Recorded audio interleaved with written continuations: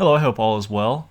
So I have not posted an update video on my building a 10 HP Ironman Pker account in a couple of weeks, and I have been working on a lot of my goals, and I have completed actually a lot of them as well. And this first one here was to get at least 50 attack and 50 strength, and I did that. I finished that off using pest control because I know back in the day that was a good training method for pures, but overall I don't really like pest control. I don't really plan to do it anymore, and I went to organized crime after this. I also managed to get this easy clue scroll, and that is a great fashion scape for splashing right there, that iron skirt gold. Love it a lot. So this is how I've spent a large amount of my last couple weeks. First getting 40% favor in Shazian House, and then making enough cannonballs to do tackling organized crime. So I started out with 50 attack and 50 strength, and I went and put in quite a few hours of organized crime, and I gotta say, overall, I'm a huge fan of this mini game, this activity. I had never done it before on any other accounts, and it is tailor-made for 10 HP pure accounts. Most of the places that the gangs gather, there's a good way to escape, either by going down a ladder, or if not, as long as there's no ranger, you can just simply tank the melee guys with protect from melee. But one thing I found, that when you're in a tricky spot and you need a little bit of an escape, I've used Guthix Rest and still pray melee, and usually I can survive the hits from the ranger just in time to go upstairs and put more cannonballs in my cannon. So that's worked out pretty well, and the drops have been great. These are honestly perfect. I did not realize how many oak, teak, and mahogany planks you would get from these, and that's going to save me a ton of time and a ton of money for when I have to go for construction. So in addition to the planks, the cosmic rune drops from these guys have been amazing as well. I've got a total of right around 3,000, which this is by far the best source of cosmic runes available to me right now, and those are really important for when I make orbs for crafting battle staves to alch for profit, because right now that is probably my best money-making method, and having a virtually unlimited supply of cosmic runes is really helpful. So ultimately the goal is to kill as many gangs as possible to maximize the number of intelligence drops that I get for attack and strength experience. So I have kind of come up with a little bit of a list just in the order of different worlds in which gangs spawn. So I can usually do 4 or 5 or even 6 sometimes total gang raids in one kind of round or so. So the biggest problem I have run into though is crowding, and especially at peak times there are a lot of people doing this. And as a 10 HP Ironman, or just as an Ironman in general, if another player does any damage at all to one of the gang members, you can't get that drop. So most of the people I've run into have been pretty good and understanding, and if I'm there first, they'll hop, and if someone else is there first, I will hop. But there have been a couple people who are less than friendly. They're mainly the people who are barraging and will just kind of come in and crash you without caring. But that's just part of the game, so it's no big deal. I did manage to achieve the goals that I had set, at least the original kind of low-hanging goals. There is 60 attack. Now when I do organized crime, I like to take alchs to help save inventory space, 1 Guthix Rest in case I need to tank a little bit, and then some wines for food because I have a bunch from when I trained cooking, and they heal me to full health from anything, and also they reduce attack stat, but that's kind of irrelevant. And also 1 prayer potion just in case I need to use my prayer for an extended period of time. And there is level 60 strength, so I'm now all the way up to level 60 attack, 60 strength. Decided it's time to go ahead and do Lost City so that I can wield that dragon dagger. Managed to get the bronze axe from the zombie on the 3rd try, so didn't have to take too much unnecessary hit points experience. Next, I decided that I had to suicide several loads of Guthix Rest and anchovy pizzas. Now, Lost City for most accounts is probably one of the easiest quests out there. It probably takes about 5 minutes or so since you can just safe spot it. But since I cannot take any hit points experience, I have to do this entirely with Rings of Recoil.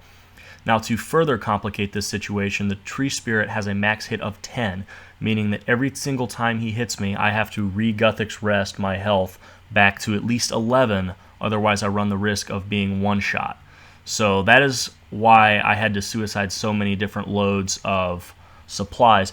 Now, I didn't trust myself to be quick enough to eat and take a sip of Guthix Rest each time I was hit, so I was switching on Protect from Melee to kind of rest back up to 15, and fortunately I had plenty of supplies. I was nowhere near running out, but this was just really tedious. It took like 3 or 4 rings of recoil, and that is how you turn a 5-minute quest into a 45-minute quest, but no big deal because I've got it complete now. Although I can't help but thinking how much easier it would have been even with just 11 HP, because at that point I would have no longer needed the 25 or so Guthix Rest and could have just done it with anchovy pizzas. I do need to come up with a faster way to get Haralander or Haralander seeds, because in the future, if I train in the Warriors Guild, train strength, I will need a large amount of energy potions. Also, if I continue to make Guthix Rest for PKing, the Haralander is always the limiting factor. There is Lost City complete. Going to go ahead and buy my Dragon Daggers. I know inevitably I will die and lose a bunch of these and have to keep buying them, but for now I'm not PKing yet, and this will suffice. Alright, up next is one of my other large goals, that is completing Desert Treasure. There's 53 Thieving. That is the last level I needed. In my career playing RuneScape, I've probably completed Desert Treasure 8 to 10 times or so, although never on a 10 HP account. Now, you can see from some of my gut piles on the ground, I did have a little bit of trouble getting this first diamond here. I wasn't sure if I could figure out a safe spot or anything, and I just kind of tried to tank with the Guthix Rest.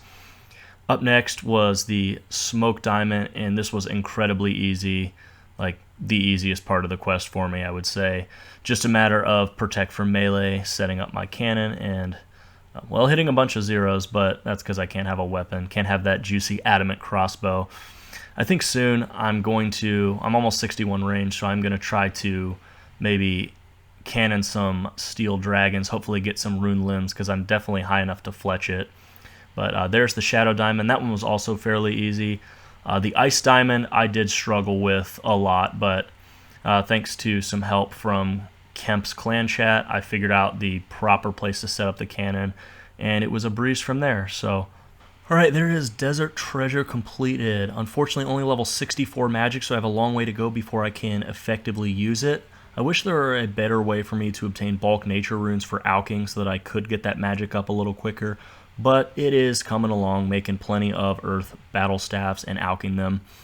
Next is I had to complete Big Chompy and finish up Recipe for Disaster, at least as far as I could for Myth Gloves. I've been putting this off till kind of last because I wanted to get my cooking up as high as possible so that there was no chance, or at least limited chance, I was going to burn this Jubilee, because it has 21 HP and there's no way to get around getting the full amount of HP in doing this. So I actually brewed some Chef's Delight just for this purpose so that I could boost my cooking a little further, and managed to cook the Jubilee on the first try.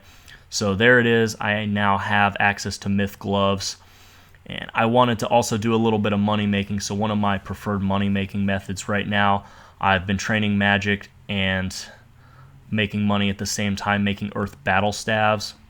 It's actually really great that Ironmen have separate store stocks from the general population. That way we do not have to worry about bots who inhabit Zaf staves and constantly hop worlds buying out the stock. It's actually pretty easy for me to buy a bunch of staves there and craft them and alch them for a nice profit. So I'm continuing to do that. I also worked on a little bit of construction with the many planks that I got from tackling organized crime. Managed to get myself all the way up to level 59 from that. Now I do need 65 to build the pool that restores special attack energy. I forget what it's called, but I know I can boost for that, but I am going to want to get construction up beyond that, so we'll continue doing some organized crime and getting myself some more planks. So I have not done very much Winter Tot since I first started, was a noob, but I just decided to do a couple games out of the blue, just some solo. And look at what I got here, a Tome of Fire. That is crazy. I have so many burnt pages. This is great. I can possibly now use this for rushing once I get 75 magic, hit a 30 with Fire Wave, so that will be awesome. Here is where my account sits right now. I am closing in about 93 levels away from getting into that 1250 world, which will be key for PKing in the future.